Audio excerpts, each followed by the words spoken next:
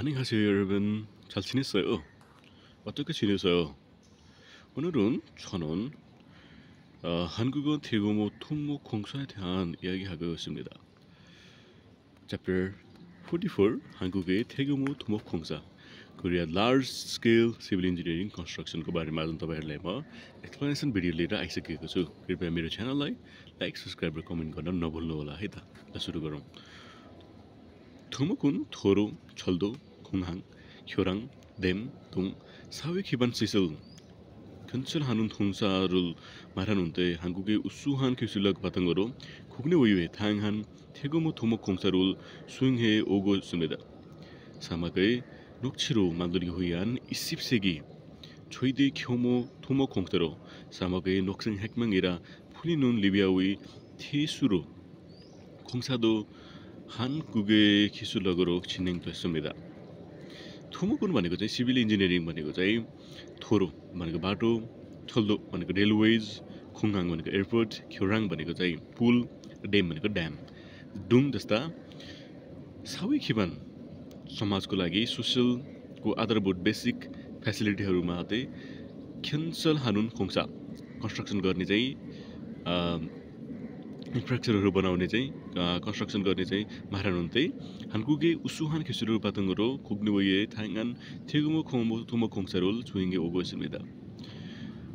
भनिन्छ भने कोरियाको चाहिँ उच्च प्रविधिहरू युज गरेर चाहिँ देशभित्र मात्र नभएकर देशभित्र पनि देशभित्र र देश बाहिर पनि विभिन्न प्रकारका थेगोमो बिग सिभिल इन्जिनियरिङ कन्स्ट्रक्सन प्रोजेक्टहरू चाहिँ यसले असम्म चाहिँ कम्प्लिट गरिसकेको छ। सुइङ इस्टिमेट भनेको चाहिँ दे हेभ मेड इट।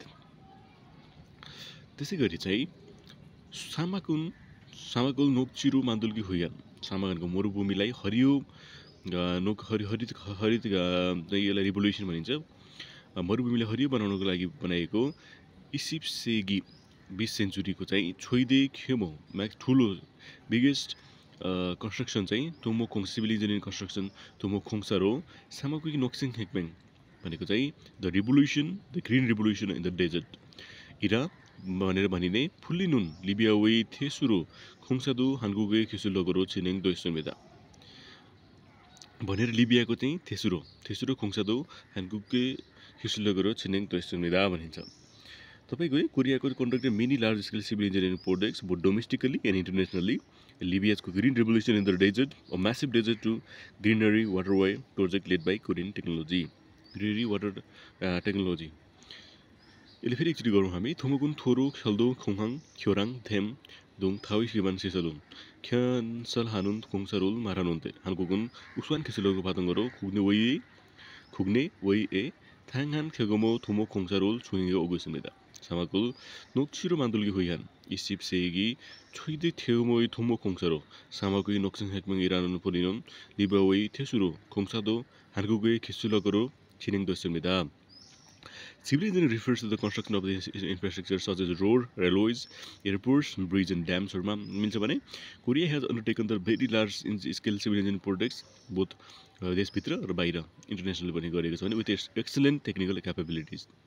एउटा नोटेबल एक्जाम्पलमा रहेको छ green revolution in the desert जुन चाहिँ म्यासिभ सिभिल इन्जिनियरिङ प्रोजेक्ट रहेको थियो लिबियामा चाहिँ which aim to transform the desert area into the green spaces र यो प्रोजेक्ट चाहिँ the largest of its kind in the 20th century was carried using the Korean technology. त्यसपछि 한국의 수도 한국의 지도 바꿀 정도의 대규모 토목 공사를 이루어졌습니다. 먼저 세계로 통하는 한국의 관문은 인천국제공항은 대규모 동사로 이루어진 결과물입니다. 인천국제공항은 인천 앞바다에 있던 몇 개의 섬을 간척하여 건설한 동북아시아의 허브입니다. 인천국제공항 송도국 최도시와 연결하는 인천 대구는 수산 교량 길이가 21.38km나 되는 한국에서 가장 큰 다리입니다. 2009년 개통되는 인천 대구는 환복 6차로로 주탑이 높이가 무려 238.5m. 이는 한국에서 가장 거대한 사장교 입니다 भन्छ। अब हामीले सुरुमा यसको पनि युज गरौँ। 한국에서도 कोरियामा पनि 한국의 지도 कोरियाको नक्सा नै बदल्न सक्ने भाकुन 청도 대규모 공사 ठुला सिभिल कन्स्ट्रक्सनहरू चाहिँ यरो छारे इरोजसमा धेरैचोटि नै बनिसकेका छन्, कम्प्लिट भइसकेका छन्। मेन छ पहिला सबैभन्दा पहिला चाहिँ सेगेरो विश्वमा नै तुङहाय 한국의 관문 कोरियाको गेटवे भनेर मानेर चिनिने चाहिँ 인천 국제공항 인천 इन्टरनेसनल एयरपोर्ट हुन् 대규모 공사로 이루어진 현관물입니다. ठुलो सिभिल कन्स्ट्रक्सन मध्येको एउटा कम्प्लिट गरिएको चाहिँ एउटा रिजल्ट हो।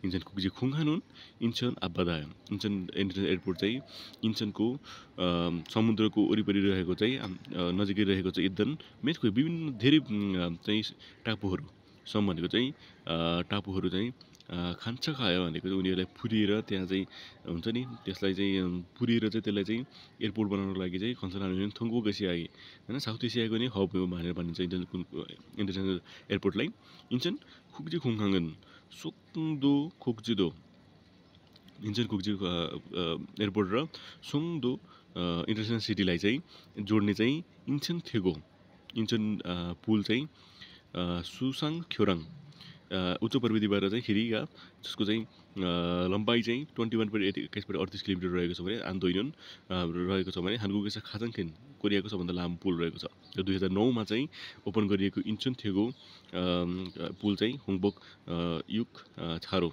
6 लेनको रहेको छ भने छुताब र मेन टावर चाहिँ 238.5 मिटरको रहेको छ। यी 한국에서 가장 거대한 사정기입니다. कोरियाको सबभन्दा ठुलो मेन टावर रहेको छ यो चाहिँ।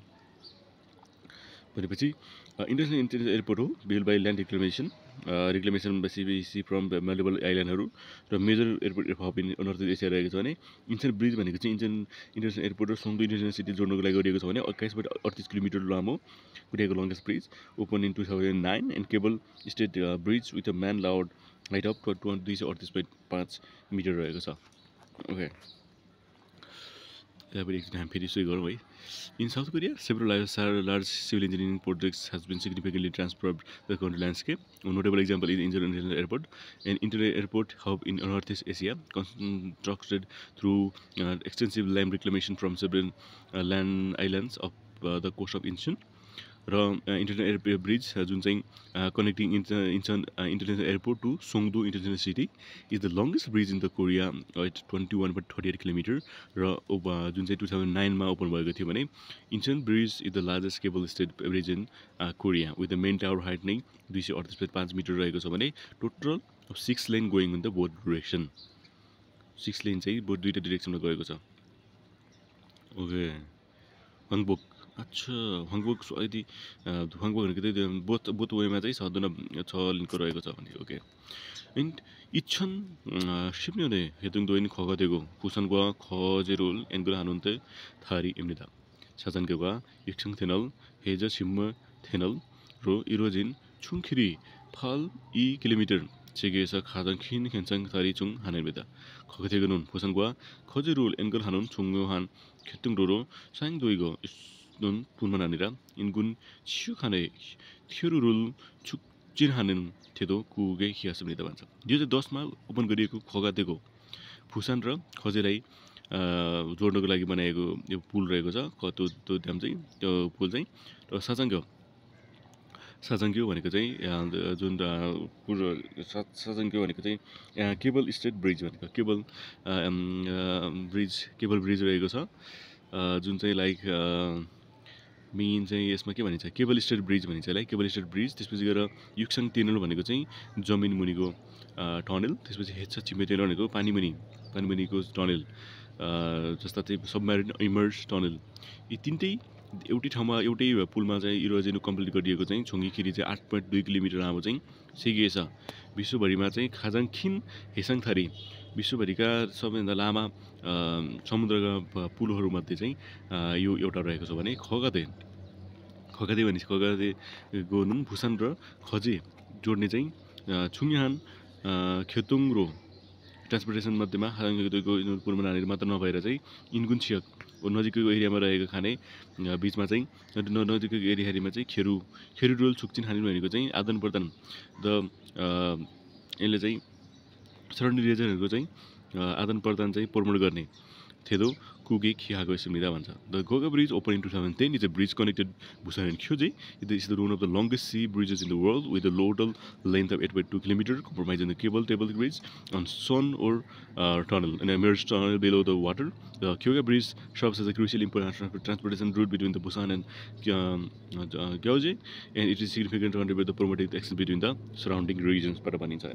And the biggest reason transportation गरिन्छ ओके सो हाम्रो यसमा की पोइन्टहरू के छ भन्दाखेरि सिभिल इन्जिनियरिङमा चाहिँ वाट इज के हो सिभिल इन्जिनियरिङ भनेको भन्दाखेरिमा चाहिँ what is civil engineering civil engineering involves building infrastructure like road railways त्यसपछि एयरपोर्टहरू बनाउनको लागि र त्यसपछि ब्रिज र ड्याम्सहरूको लागि हो सिभिल इन्जिनियरिङको डेफिनेसन त्यही नै हो अब कोरियाको ग्लोबल रोलमा के छ भन्दाखेरिमा चाहिँ Korea has conducted many large scale civil engineering projects एउटा देशभित्र देश बाहिर दुई ठाउँमा उता कोरियाको अत्यन्त म्यासिभ टेक्नोलोजी युज गरेर गरिएको छ भने लिबियाको green revolution in the desert is the massive project जुन चाहिँ greenery water way project led by Korean टेक्नोलोजीबाट बनाएको भने डोमेस्टिक ल्यान्डमार्कमा हेर्दाखेरि इन्टरनेसनल एयरपोर्टमा चाहिँ बाई द विभिन्न प्रकारका सिफोन ल्यान्ड डिग्रामेसन गरेर चाहिँ टापुहरू ल्यान्ड डिग्रामेसन गरेर बनाएको एसियाको मेजर एयरपोर्ट हब रहेको छ इन्टरनेसनल ब्रिजमा चाहिँ इन्टरनल एयरपोर्ट र सङ्दो इन्टरनेसनल सिटीलाई जोड्नुको लागि चाहिँ बनाएको इन्टरनेसनल ब्रिज चाहिँ 21.38 किलोमिटर लङ रहेको छ भने ओपन इन 2009मा ओपन गरिएको cable stayed bridge with a main door height चाहिँ 238.5 मिटरको रहेको छ त्यसै गरी 6 लेनको रहेको छ दुबोथुवाईमा चाहिँ ख्योगा ब्रिज चाहिँ तपाईँको 2010मा ओपन भएको थियो भने यो खजी र बुसानलाई जोड्नको लागि बनाएको थियो जुन चाहिँ 8.2 किलोमिटर लामो रहेको छ र इन्क्लुड केबल यो चाहिँ यसमा चाहिँ cable stayed bridge land tunnel र अन्डर वाटर टनल तिनवटै बाटो यो चाहिँ तिनवटै कुराहरू यो ब्रिजमा रहेको छ भने one of the largest C bridges in the world भनेर भन्छ भने र यसले चाहिँ नजिकको एरियाको ख्योरुरोल सुक्चिन खादा भनेको चाहिँ आदान प्रदानलाई चाहिँ प्रमोट गर्ने गर्दछ सो साथीहरू यो अलि लामो भिडियो भएको जस्तो छ तपाईँहरूलाई मेरो युट्युब च्यानल मनपर्छ भने कृपया लाइक कमेन्ट र सब्सक्राइब गर्न नभुल्नुहोला धन्यवाद